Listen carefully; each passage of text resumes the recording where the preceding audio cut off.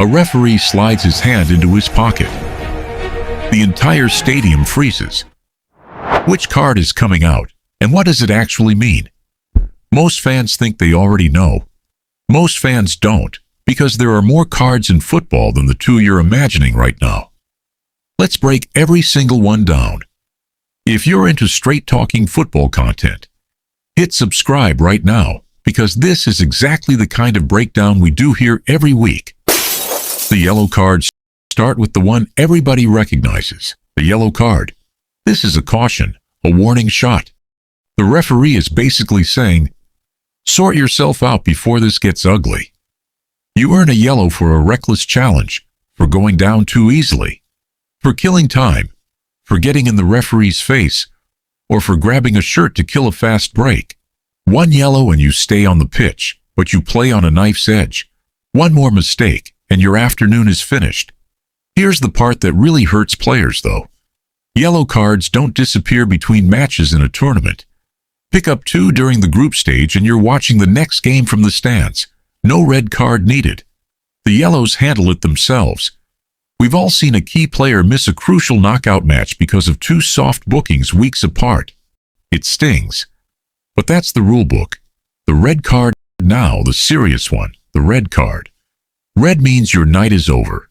You walk down that tunnel and your teammates spend the rest of the match fighting with 10 men. There are 2 routes to a red. First is the straight red, a brutal tackle, violent behavior, spitting, or a deliberate handball that denies an obvious goal. The referee doesn't waste time warning you. You're off immediately. Second is the slow build. 2 yellows in the same match adds up to a red. The referee shows the second yellow, follows it with the red, and the result is identical. You're done. A red card reshapes everything. 10 men have to sit deeper, work twice as hard, and hope for the best. And the ban follows you into the next fixture too. The green card, here's one most casual supporters have genuinely never heard of, the green card. This card barely shows up at the elite level, but it exists. It was trialed in lower division football in Italy. The idea was simple: reward honesty on the pitch.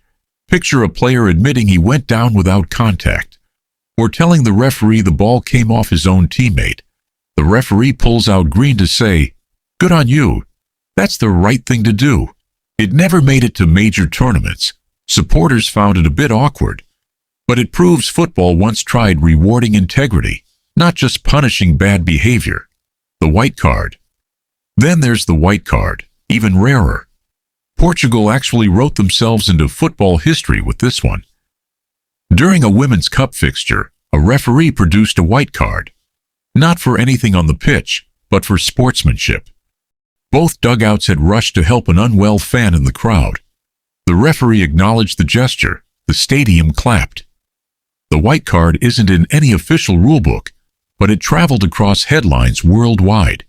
People love the idea of a card that says, "Well done," rather than, "You're in trouble." The sin bin. Now here's something that's slowly creeping into more levels of the game. The sin bin.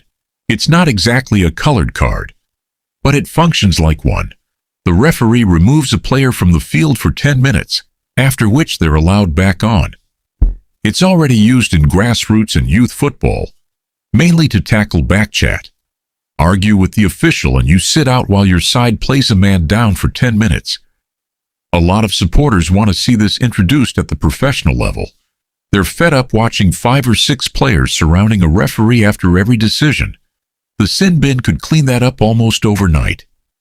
The VAR factor. And here's where modern football gets complicated. VAR can overturn any card decision. A yellow can be upgraded to a red. A red can be wiped out completely. A penalty can appear out of thin air.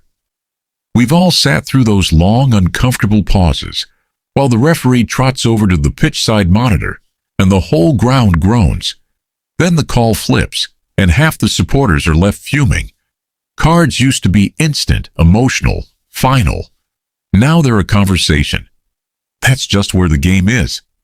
Wrap up. So that covers every card in football: yellow, red, green, white, and the sin bin waiting in the wings for its big moment. Here's the question for you. Should the sin bin come to the World Cup? Would it actually stop players from hounding referees after every call? Drop your thoughts in the comments. I read every single one. And if this kind of no-nonsense football breakdown is what you're looking for, subscribe and hit the bell. We drop this kind of content regularly, and you don't want to miss the next one. See you there.